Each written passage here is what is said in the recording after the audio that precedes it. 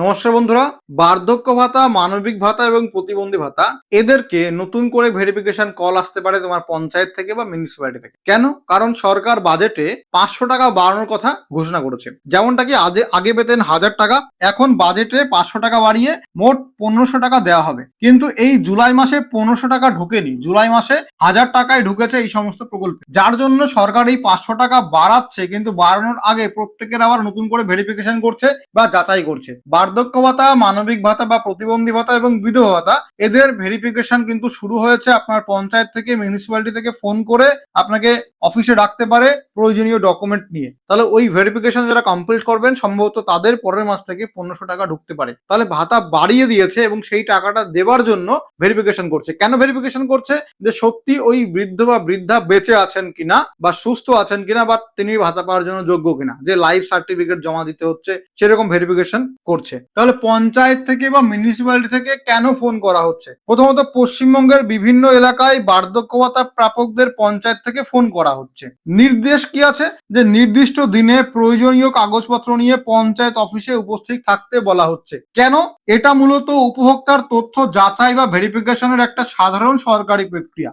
তো এটা বলা হচ্ছে যে তোমার পঞ্চায়েত, মিউনিসিপ্যালিটি থেকে তোমাকে ফোন করে একটা ডেট বা তারিখ বলে দেবে যে অমুক দিন তোমার সমস্ত ডকুমেন্ট নিয়ে কি করবে, তুমি অফিসে চলে আসো, ভেরিফিকেশন করতে হবে। ঠিক আছে? তো এটা হচ্ছে মেন কথা। তাহলে আপনি যদি বৃদ্ধ বা বৃদ্ধা হয়ে থাকেন এবং আপনি যদি 1000 টাকা প্রতি মাসে পেয়ে থাকেন, তাহলে আপনার পঞ্চায়েত বা মিউনিসিপ্যালিটি থেকে ফোন কল করে আপনাকে ডাকা হতে পারে ভেরিফিকেশন করার জন্য। তাহলে হঠাৎ করে এই ভেরিফিকেশন করার প্রয়োজন কেন হলো? প্রথমত জীবিত থাকার প্রমাণ, যিনি ভাতা পাচ্ছেন তিনি এখনো জীবিত আছেন কিনা তা সরকারিভাবে নিশ্চিত করা হচ্ছে। তাহলে যেই বৃদ্ধ বা বৃদ্ধাটা টাকা পাচ্ছে সে কি বার্ধক্য ভাতার টাকা পাচ্ছে, নাকি বিধবা ভাতা, নাকি প্রতিবন্ধী ভাতা? এবার যে টাকাটা পাচ্ছে তার ব্যাংক অ্যাকাউন্টে টাকা জমা হচ্ছে, তাহলে সেই ব্যক্তি আদৌ জীবিত আছে কি মারা গেছে সেইটা চেক করার জন্য। যদি জীবিত থাকে তাহলে ঠিক আছে, টাকাটা আবার কন্টিনিউ পাবে। যদি সে মারা যান তাহলে তার নাম বাতিল করে দেওয়া হবে এবং যারা পেন্ডিং লিস্টে আছে টাকা পাওয়ার তাদেরকে ফাইনাল লিস্টে তোলা হবে। তো এইটা কিন্তু এর জন্য যাচাই করা হচ্ছে। দ্বিতীয়ত যাচাই করছে তথ্যের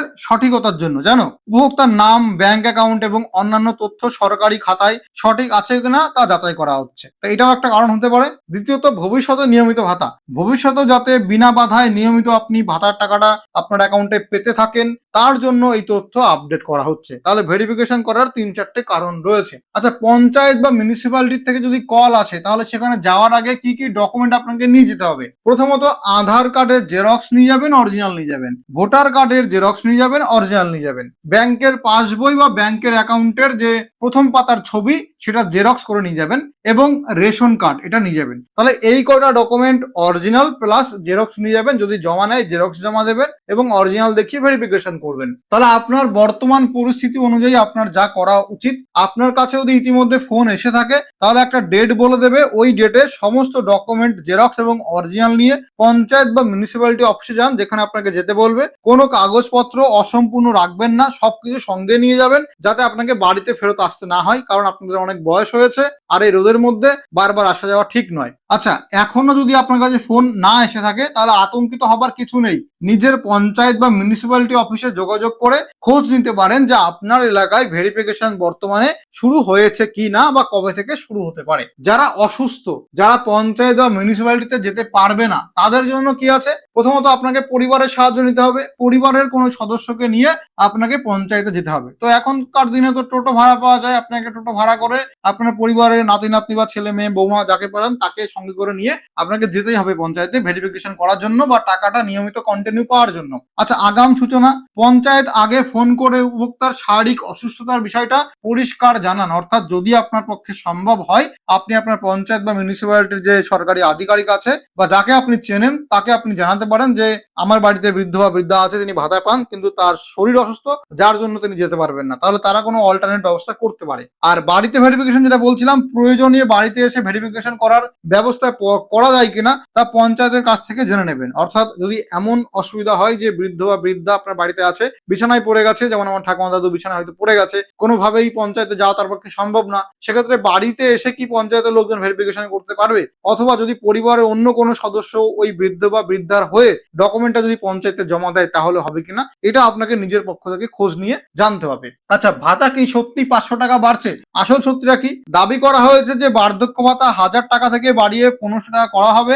এটা যে বাজেট প্রকাশিত হয়েছে 2026 সালে বিজেপি সরকার ক্ষমতায় আসার পরে, সেই বাজেটেও কিন্তু বলা হয়েছে যে 1500 টাকা করা হবে, এটা সত্যি কথা। কিন্তু এটা এখনো সরকারি আদেশ হিসাবে কার্যকর হয়নি। বর্তমানে আগের নিয়ম অনুযায়ী অ্যাকাউন্টে ভাতার টাকা জমা হচ্ছে, অর্থাৎ যে 1000 টাকা করে পেতেন সেই 1000 টাকা করে এখন বর্তমানে ঢুকছে, 1500 টাকা করে ঢুকছে না। মানে এখনো নিয়মটা কার্যকর হয়নি। আশা করা যাচ্ছে এই ভেরিফিকেশন হবার পরে কার্যকর করা হবে, মানে 1500 টাকা করে ঢুকতে পারে। তাহলে সরকার বিজ্ঞপ্তি ছাড়া ভাতা বাড়ে না, জানেন? যে রাজনৈতিক বক্তব্য বা প্রতিশ্রুতি যেটা বাজেটে ঘোষণা করা হয়েছে সেটা একটা প্রেস কনফারেন্সের মাধ্যমে বলা আছে এবং বাজেটেও বাড়ানো হয়েছে। তাহলে গভর্নমেন্ট অর্ডার খুব শীঘ্রই প্রকাশ করবে আশা করা যাচ্ছে, এবং যে 1500 টাকা বেড়ে হবে সেই টাকাটা ব্যাংক অ্যাকাউন্টে ঢোকা শুরু হতে পারে। সরকারি বিজ্ঞপ্তি প্রকাশিত হলে তবেই নিশ্চিত হয়ে বলা যাবে কবে থেকে নতুন পরিমাণ টাকা দেওয়া হবে। তাই আপনারা গুজবে কান দেবেন না, এখনো পর্যন্ত 1500 টাকা দেওয়া শুরু হয়নি। শুধুমাত্র পঞ্চায়েত বা সরকারি কর্তৃপক্ষের নির্দেশ মেনে চলবেন, নিজের মোবাইল নাম্বার ও ব্যাংক অ্যাকাউন্ট সর্বদা সক্রিয় রাখবেন, সেই অ্যাকাউন্টে টাকা ঢুকবে।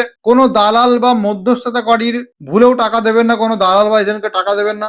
সরকারি ঘোষণা প্রকাশ না হওয়া পর্যন্ত 1500 টাকা পাওয়ার বিষয়টা নিশ্চিত ধরে নেবেন না। মানে এখনো পর্যন্ত 1500 টাকা ঢুকছে না। 1500 টাকা ঢোকা শুরু হলে আমরাই বলে দেবো যে হ্যাঁ এই মাসে 1500 টাকা ঢুকেছে, যখন আমরা খবর পাবো। কিন্তু এখনো পর্যন্ত 1000 টাকা করে ঢুকছে। আশা করি 1500 টাকা কারোর এখনো ঢোকেনি, কারণ এই নিয়মটাকে এখনো কার্যকর বা লাগু করা হয়নি। এখনো পর্যন্ত যা জানা গেছে যে বাজেটে ঘোষণা করা হয়েছে যে বার্ধক্য ভাতাতে 500 টাকা করে বাড়ানো হয়েছে। তাহলে আপনাদের কত টাকা ঢুকেছে এই মাসে, আদৌ ঢুকেছে কিনা অবশ্যই কমেন্ট করে জানাবেন। আর এরকম গুরুত্বপূর্ণ ভিডিও আরো পাওয়ার জন্য চ্যানেলটিকে সাবস্ক্রাইব করে রাখুন, ফেসবুক পেজটি ফলো করে রাখুন। ধন্যবাদ, দেখা হয় পরবর্তী ভিডিওতে। ততক্ষণ পর্যন্ত সুস্থ থাকুন, ভালো থাকুন, সুরক্ষিত থাকুন।